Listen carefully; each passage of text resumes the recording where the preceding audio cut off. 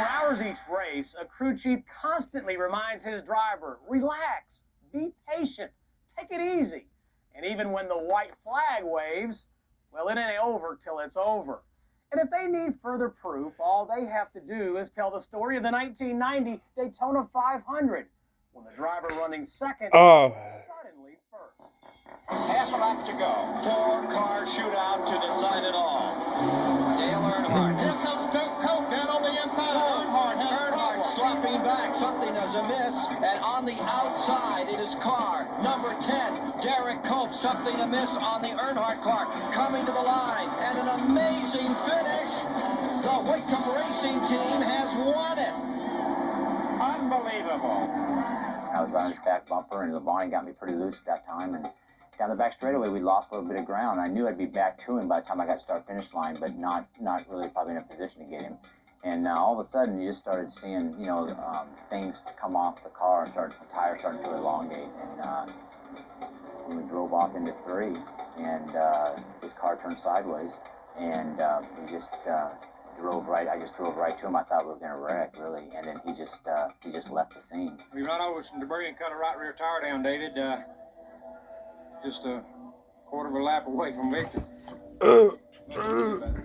To win the Daytona 500, it takes one of those elements right out of the equation that you really set goals that you set for yourself. What it does is it just sets you apart from a lot of people, and you become part of the sport. You get chills in the back of your neck. They're life-changing experiences. History repeated itself at the Homestead Miami Speedway in 2003. A not-so-awesome fact for awesome Bill Elliott. So it looks like Bobby Labonte's going to come up with a runner-up finish today, pending this final lap. What about this Bill Elliott? Long dry spell ended last Sunday at Rockingham. He won in Indianapolis in August of 2002. And it was about a year and 3 months before he pulled off the win at the Rock last weekend. Now he's going to make it 2 in a row to bring down the 2003 season. Oh, look at that! Is he on the flat? On the last lap. The last lap, he must have a flat tire. Bobby Labonte's by. Can you believe that? Elliott is off the pace. Never give up. Watch out, Bill. Fatback McSwain is going to get to do a victory dance for us. Last lap drama at Homestead. Bobby Labonte wins the Ford 400. Never over till it's over. I'm telling you, unbelievable.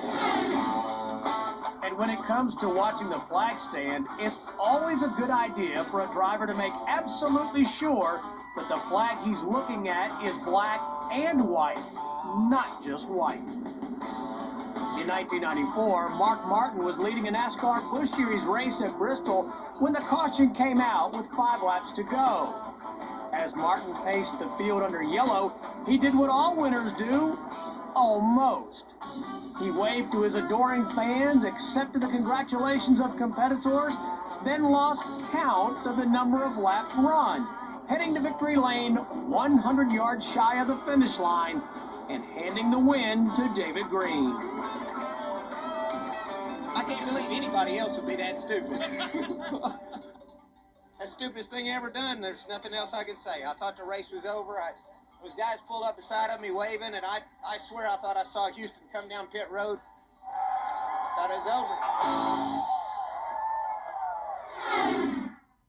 The ultimate moment in NASCAR racing comes when 2 drivers are door-to-door battling for the lead. The flagman has this in his hand, poised to unfurl it across just one driver's hood.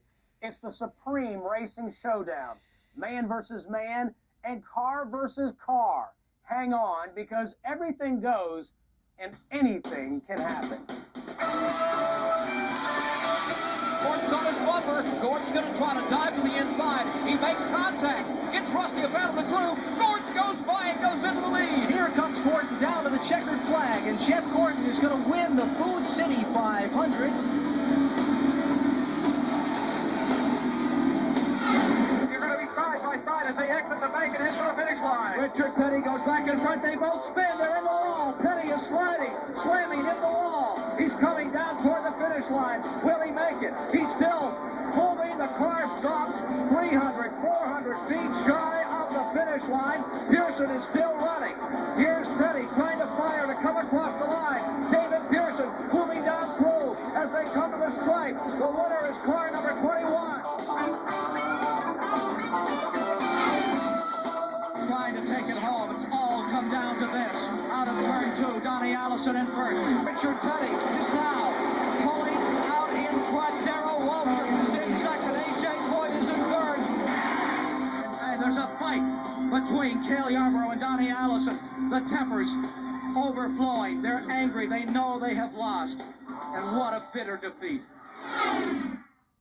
The Bristol Motor Speedway, Thunder Valley, has long been the site of some of NASCAR's greatest last lap duels.